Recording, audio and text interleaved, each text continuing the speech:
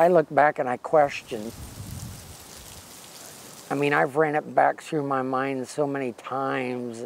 On an unusually warm November day, in front of the house that was home to his youngest child, The kids have come by and put things up and have written notes to him. Bob Becker sat down to talk about Jacob. He had his life ahead of him.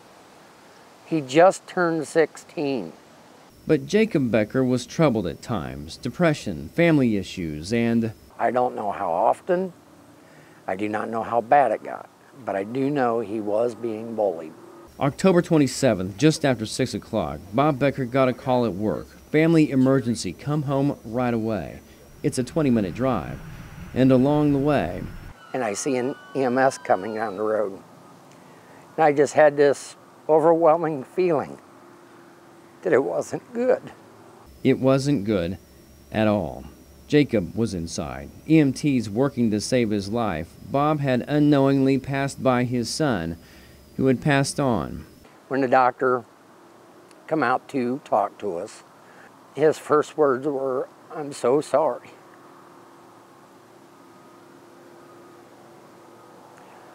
The words you never, ever want to hear being a parent.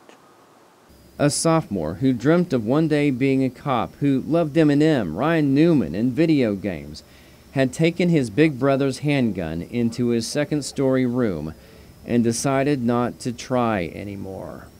He had shot himself in the head.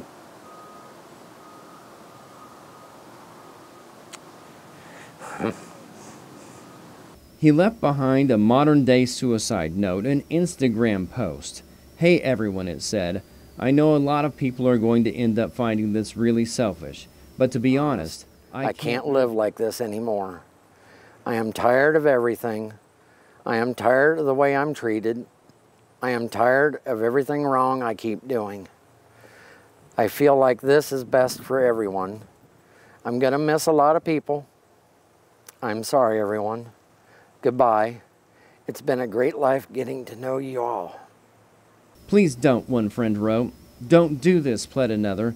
But even here, on his final goodbye, a calloused, cruel response. Later, alligator. And another giving a sarcastic, drawn-out no. Where do you lay the blame for your son's death? It's spread out over such a wide area right this moment. I don't know if it was the bullying that pushed him over the edge.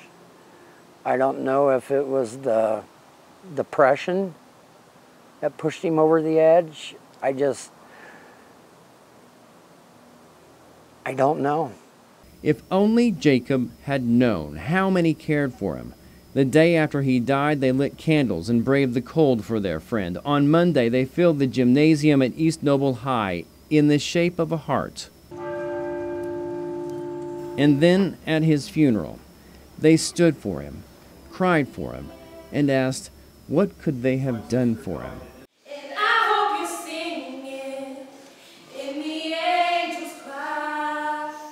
The same pain felt beyond Kendallville. In less than a month, 4 boys in our area, 4, have all died by suicide. A 13-year-old in Columbia City on October 2nd, a 17-year-old in LaGrange on October 21st, an 18-year-old in Bryan, Ohio, the next day, the 22nd, and then Jacob.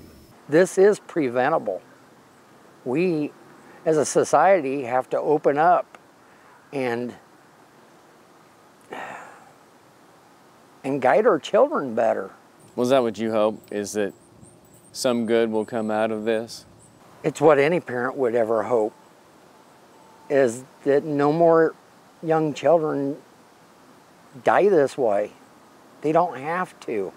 There are still so many questions, and Bob knows he may never truly understand, but he says he will always have his memories of his youngest child who will never grow old, the good and the last.